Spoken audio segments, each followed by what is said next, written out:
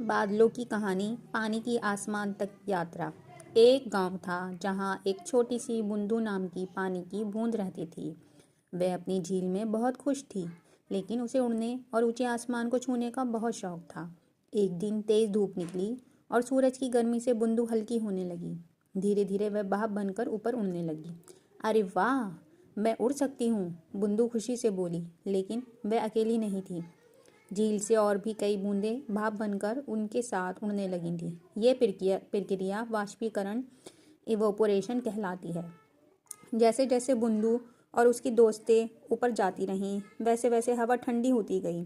ठंडी हवा में आकर वे दोबारा छोटे छोटे पानी की बूंदों में बदलने लगी। ये बूंदें आपस में मिलकर सफ़ेद फूले हुए बादल बनने लगी। इस प्रक्रिया को संघन कंडेंसेशन कहते हैं। अब बुंदू अपने बादल परिवार के साथ आसमान में तैर रही थी।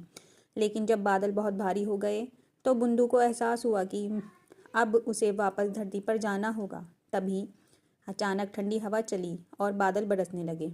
बुंदू बारिश की बूंद बनकर वापस धरती पर आ गई। इसे वर्षा प्रिसिपिटेशन कहते हैं। फिर बुंदू नदी के पानी में मिल गई और बहते बहते अपनी झील तक आ पहुंची। अब वह फिर से सूरज की गर्मी का इंतज़ार करने लगी ताकि दोबारा उड़ सके और बादल बन सके। इस तरह पानी लगातार बदलता रहता है और बादल बनते हैं। इसे जलचक्र वाटर साइकिल कहते हैं। बादलों की